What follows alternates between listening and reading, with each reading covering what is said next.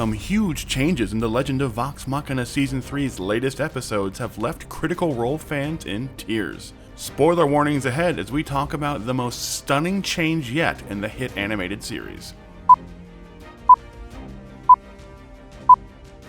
The Critical Role cast promised us from the start that there would be major changes from the storyline of the actual play in Season 3 of The Legend of Vox Machina. And they have absolutely delivered on that promise in episodes 7 through 9 by completely rewriting the timeline of the show, letting a major villain escape their death to fight again another day, and making no attempt to resurrect Percy after his death.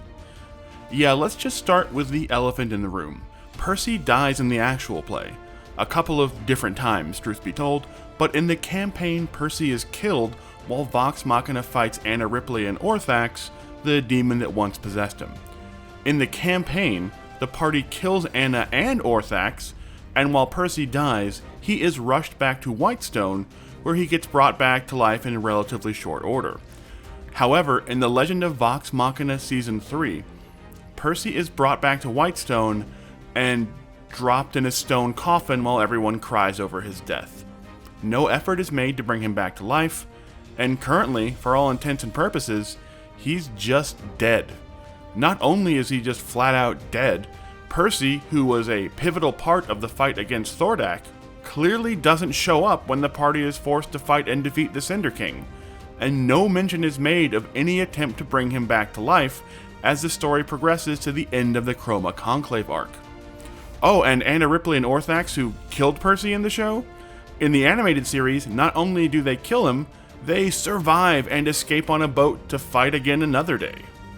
So while there is of course still ways in which Percy can be brought back, as there are 3 episodes left and it seems extremely unlikely the cast would just remove a fan favorite character and Talison's only campaign 1 party member from the show, this does just further prove this is very much an alternate timeline version of the Vox Machina campaign, and things will not fall in line with the actual play story.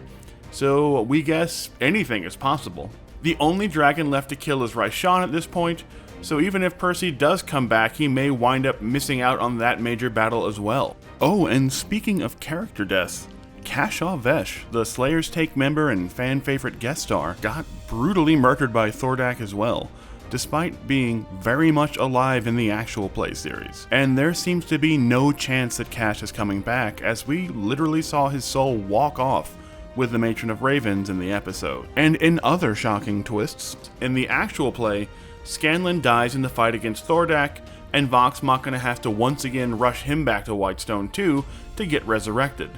But not before telling his daughter he died, making Scanlan so furious he leaves the party and opens a door for Taryon Darrington to show up. But in The Legend of Vox Machina, Scanlan survives the fight, but is trapped in some kind of permacoma that Pike can't fix. So it looks like he may be taken back to Whitestone and left to recuperate, as the show introduces Taryon Darrington a little sooner than we all expected. So now we have 2 of the 7 members of Vox Machina seemingly dead or totally out of action, with the last dragon of the Chroma Conclave still needing to be dealt with ASAP. So could we really not see Percy or Scanlan again till Season 4? And what happens with Anna Ripley and Orthax now that they've survived? Are we getting an entire new storyline from them at this point? And could Taryon Darrington just come waltzing into the party as soon as the next episode or 2 of Vox Machina? The stunning changes to the actual play timeline have left some fans in tears and not knowing what to expect next, but we do have to say, we're definitely not going to miss the final 3 episodes to find out how any of this can be resolved. So I guess a huge job well done to the Critical Role cast for taking such huge swings and making such massive changes that we have to come back because we're hooked to see what happens in the finale. So what did you think of this latest batch of Vox Machina episodes and those stunning changes? Let us know in the comments, and as always, please don't forget to hit those like and subscribe buttons.